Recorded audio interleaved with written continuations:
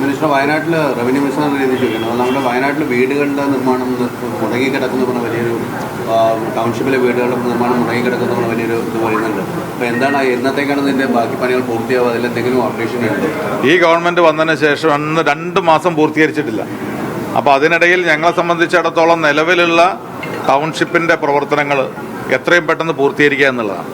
ഇതുവരെ 178 വീടുകളാണ് പൂർത്തീകരിച്ച് കൈമാറിയത്. 2 വർഷം കഴിഞ്ഞു.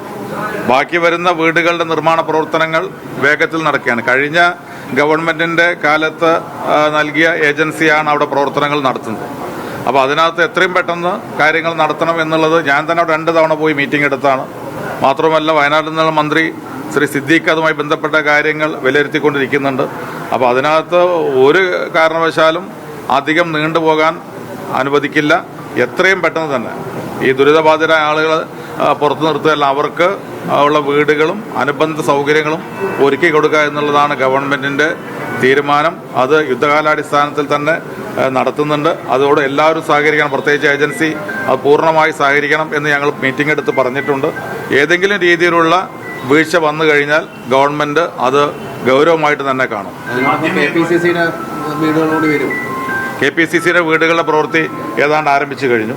KPCCയുടെ വീടുകളുടെ പ്രവൃത്തിയും വളരെ പെട്ടെന്ന് തന്നെ പൂർത്തീകരിക്കാനുള്ള കുറേ നടപടിക്രമങ്ങൾ കുറച്ച് നീണ്ടുപോകേണ്ട സാഹചര്യം ഉണ്ടായി. വയനാടിനെ സംബന്ധിച്ചിടത്തോളം ഭൂമി ഏറ്റെടുക്കൽ, ആ ഭൂമിയിൽ തന്നെ പിന്നീട് നമുക്ക് വീട് വയ്ക്കുന്നതിന് വേണ്ടിയുള്ള അതുമായി ബന്ധപ്പെട്ട NOC ഉൾപ്പെടെ ലഭിക്കുന്ന കാലതാമസമുണ്ടായി. പക്ഷെ എല്ലാം കഴിഞ്ഞ് പൂർത്തീകരിച്ച് അതിൻ്റെ വീടിൻ്റെ പ്രവർത്തനങ്ങൾ ആരംഭിച്ച് കഴിഞ്ഞിട്ടുണ്ട്. ഈ മീനും കുറച്ച് മദ്യത്തിന്റെ നികുതി ഇളവിൽ ഒരു അഭിപ്രായ സമന്വയത്തിന് വേണ്ടി UDF യോഗം ചേരും, ഉപസമിതിയൊക്കെ ഉണ്ടാവുമെന്നൊക്കെയാണ് പറഞ്ഞത്. പക്ഷേ അതിനുശേഷം ഇതുവരെ UDF യോഗം ചേർന്നിട്ടില്ല. അപ്പോൾ നയപരമായ കാര്യങ്ങൾ തീരുമാനിക്കാൻ എന്താണ് ഈ ലാഗ് എന്നുള്ളത്? അല്ല, ഞാൻ പറഞ്ഞല്ലോ, അതിനകത്ത് ഇനിയൊരു ചർച്ച വേണോ?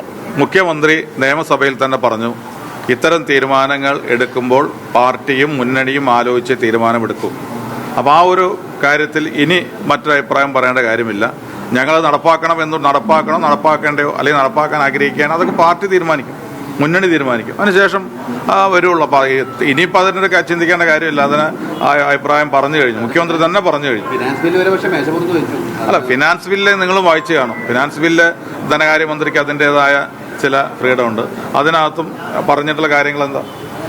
ഇന്ന് അത് ഫിനാൻസ് ബില്ല് വെച്ച് കഴിഞ്ഞാൽ പൊതുവെ ഏപ്രിൽ 1-നാണ് അത് തുടങ്ങേണ്ടത്. പക്ഷെ അങ്ങനെയല്ലല്ലോ, ആ നോട്ടിഫൈ ചെയ്തതിന് ശേഷമേ ഉണ്ടാവൂ എന്ന് വ്യക്തമായി തന്നെ ബില്ലിൽ പറഞ്ഞിട്ടുണ്ട്. അപ്പോൾ നിങ്ങൾ ബില്ല് നോക്കിയാൽ മനസ്സിലാവും. ഇനി നോട്ടിഫൈ ബ്യൂറോക്രസി അല്ല. നോട്ടിഫൈ ചെയ്യുമ്പോൾ ഞങ്ങൾ പറഞ്ഞല്ലോ, മുഖ്യമന്ത്രി പറഞ്ഞൊരു കാര്യമുണ്ട്. ആ നോട്ടിഫൈ ചെയ്യാൻ തീരുമാനമെടുക്കുകയാണെങ്കിൽ അതിനു മുമ്പ് നയപരമായി പാർട്ടിയും മുന്നണിയും തീരുമാനിക്കും. മുന്നണി തീരുമാനിച്ചെങ്കിൽ മാത്രമേ മുന്നോട്ട് പോവുകയുള്ളൂ. അങ്ങനെ പോകുമ്പോൾ നമുക്ക് ഈ രീതിയിൽ പോകാൻ കഴിയും. പക്ഷേ പോകേണ്ടത് തീരുമാനിച്ചിട്ടില്ല, ഇതുവരെ ചർച്ച ചെയ്തിട്ടില്ല. അപ്പോൾ ഇല്ലാത്തൊരു കുട്ടിയെക്കുറിച്ച്, ജനിക്കാത്ത കുട്ടിക്ക് ഇപ്പോൾ തന്നെ ജാതകം എഴുതണ്ടല്ലോ.